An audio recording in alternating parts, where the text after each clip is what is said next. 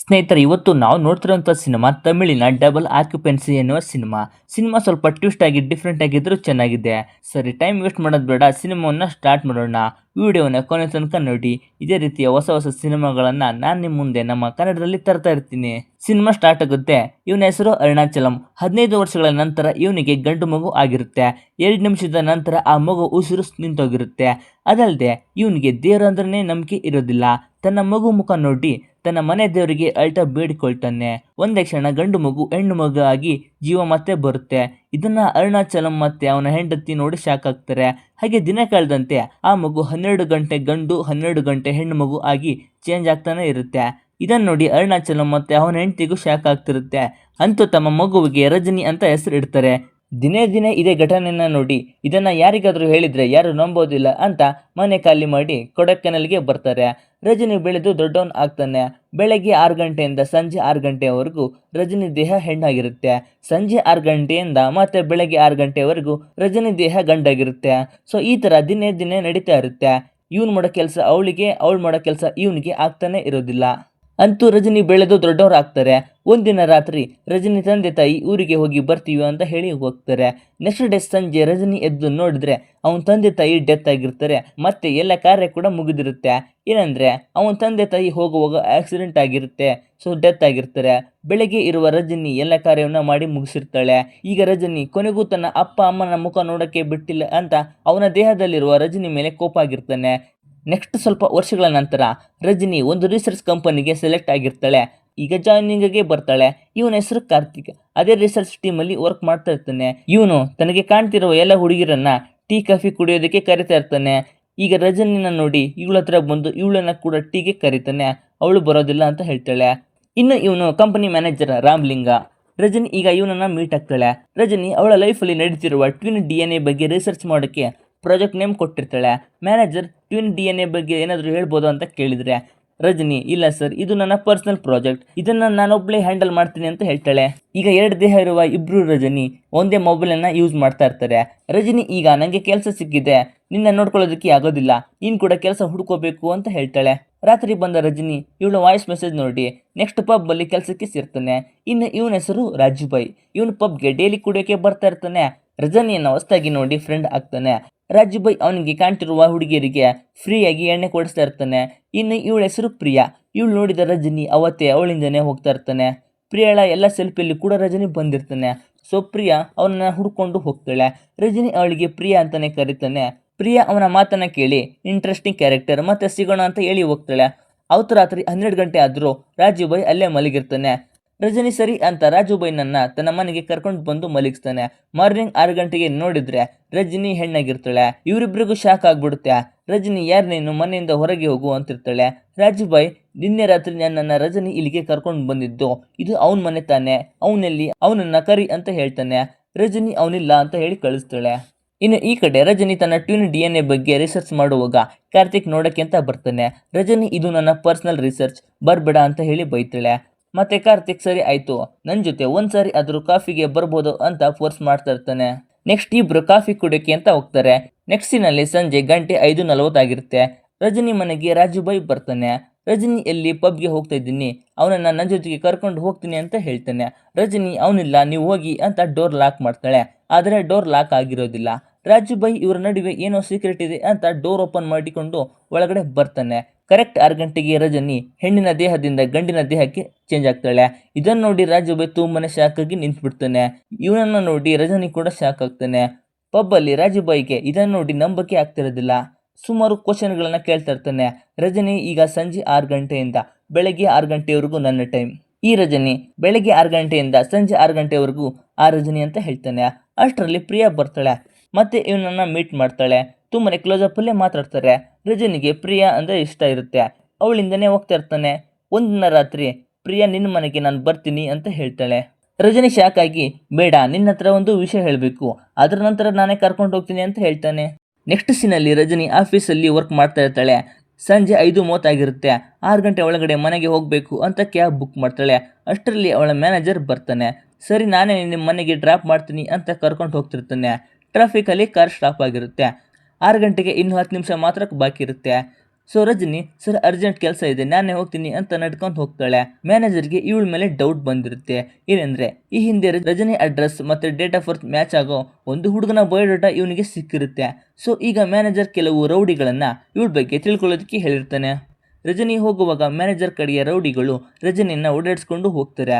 ರಜನಿ ಓಡಿ ಹೋಗುವಾಗ ಕರೆಕ್ಟ್ 6 ಗಂಟೆಗೆ ರಜನಿ ದೇಹ ಹುಡುಗನ ದೇಹವಾಗಿ ಬದಲಾಗುತ್ತೆ.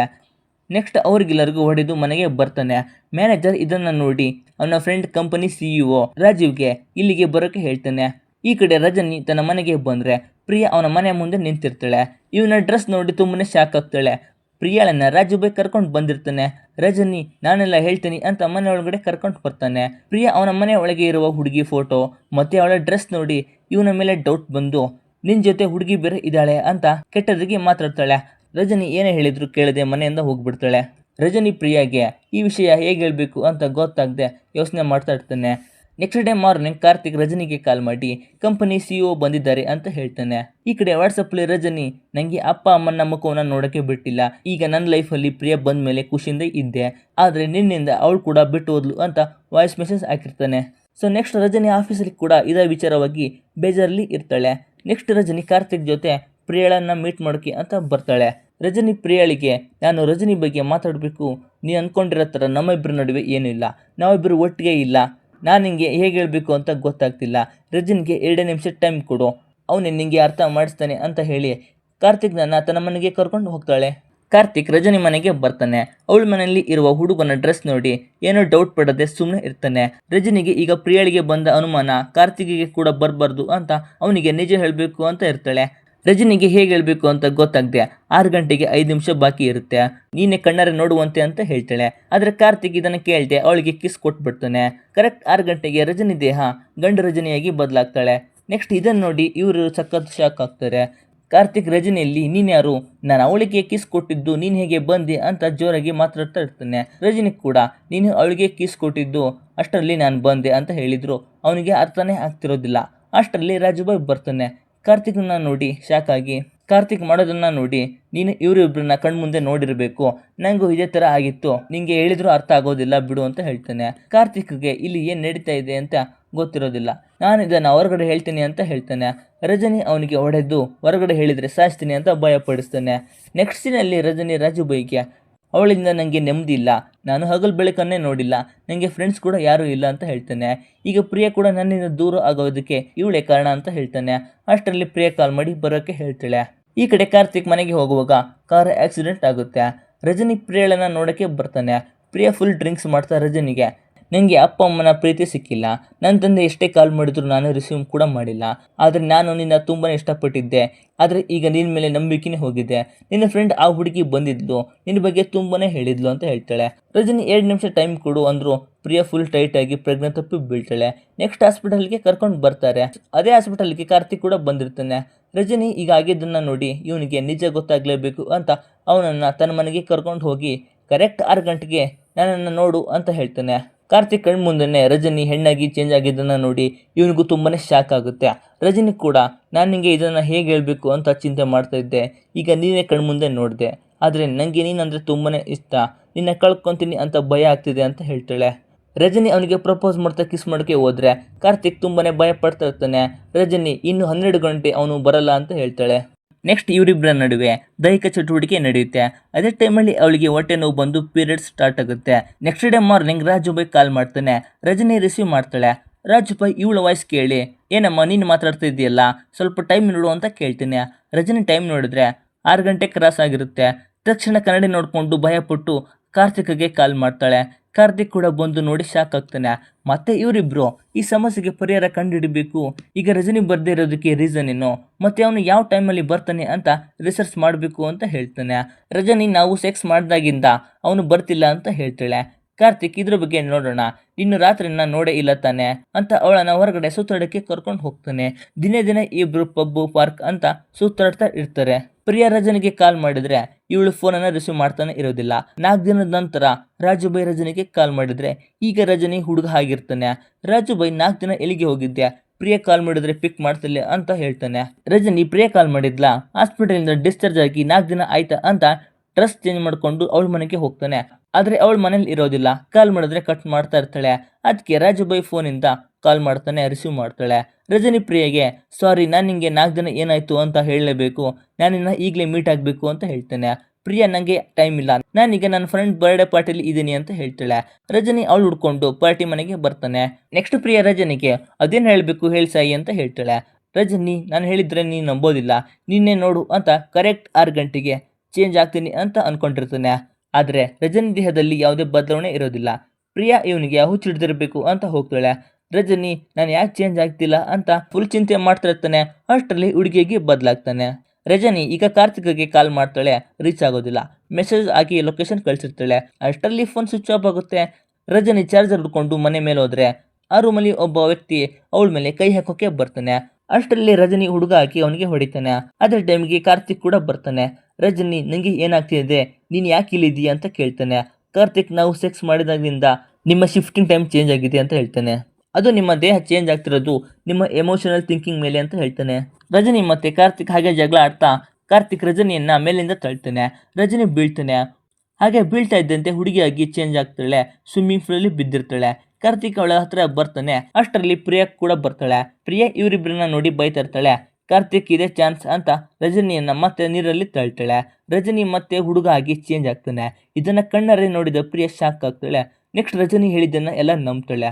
ರಜನಿ ಕಾರ್ತಿಕ್ಗೆ ಬೈತಾ ಇರ್ತಾನೆ. ಕಾರ್ತಿಕ್ ನೀವಿಬ್ರು ಸೇರಬೇಡಿ, ದೂರನೇ ಇರಿ. ಈಗ ಇವ್ರಿಗೆ ಯಾವಾಗ ಬೇಕಾದರೂ ಚೇಂಜ್ ಆಗ್ಬೋದು, ಇವರ ಎಮೋಷನಲ್ ಥಿಂಕಿಂಗ್ ಮೇಲೆ ಡಿಪೆಂಡ್ ಆಗಿರುತ್ತೆ ಅಂತ ಹೇಳ್ತಾನೆ. ರಜನಿ ಕಾರ್ತಿಕ್ಗೆ ಎಲ್ಲ ಇವನಿಂದ ಆಗಿದ್ದು ಅಂತ ಬೈತಾ ಪ್ರಿಯಾಗೆ ಕಿಸ್ ಕೊಡ್ತಾನೆ. ಈಗ ರಜನಿ ಹುಡುಗನಿಂದ ಹುಡುಗಿಯಾಗಿ ಚೇಂಜ್ ಆಗಿಬಿಡ್ತಾನೆ. ಸೊ ಇದನ್ನ ಮತ್ತೆ ಪ್ರಿಯಾ ನೋಡಿ ಶಾಕ್ ಆಗ್ತಾಳೆ. ರಜನಿ ಬಂದ್ಮೇಲೆ ನನ್ನನ್ನು ಮೀಟ್ ಮಾಡೋಕ್ಕೆ ಹೇಳು ಅಂತ ಹೇಳ್ತಾಳೆ. ನೆಕ್ಸ್ಟ್ ಸೀನಲ್ಲಿ ಕಾರ್ತಿಕ್ ಈ ಸಮಸ್ಯೆಗೆ ಪರಿಹಾರ ಕಂಡುಹಿಡಿಯೋಕ್ಕೆ ತುಂಬಾನೇ ಎಕ್ಸ್ಪೆರಿಮೆಂಟಲ್ ಮಾಡ್ತಾ ಇರ್ತಾನೆ. ರಜನಿ ಮಾತ್ರ ಯಾವ ಟೈಮಲ್ಲಿ ಬೇಕಾದರೂ ಸಿಚುವೇಶನ್ಗೆ ತಕ್ಕಂತೆ ದೇಹ ಬದಲಾಯಿಸ್ತಾ ಇರ್ತಾನೆ. ಒಂದ್ಸಾರಿ ರಿಸರ್ಚ್ ಕ್ಯಾಬಲ್ಲಿ ಕೂಡ ರಜನಿ ಹುಡುಗಾಗಿ ಬದಲಾಗ್ತಾನೆ. ತುಂಬಾ ದಿನ ಆದ ನಂತರ ಕಾರ್ತಿಕ್ನ ಎಕ್ಸ್ಪೆರಿಮೆಂಟಲ್ ಸಕ್ಸಸ್ ಆಗುತ್ತೆ. ರಜನಿಗೆ ನಾನು ಈ ಸಮಸ್ಯೆಗೆ ಟ್ಯಾಬ್ಲೆಟ್ ಕಂಡು ಹಿಡಿದಿದ್ದೀನಿ, ನೀವು ಮತ್ತೆ ಮೊದಲಿನ ಥರ 12 ಗಂಟೆವರೆಗೂ ಚೇಂಜ್ ಆಗೋಕೆ ಸಾಧ್ಯವಿಲ್ಲ ಅಂತ ಹೇಳ್ತಾನೆ.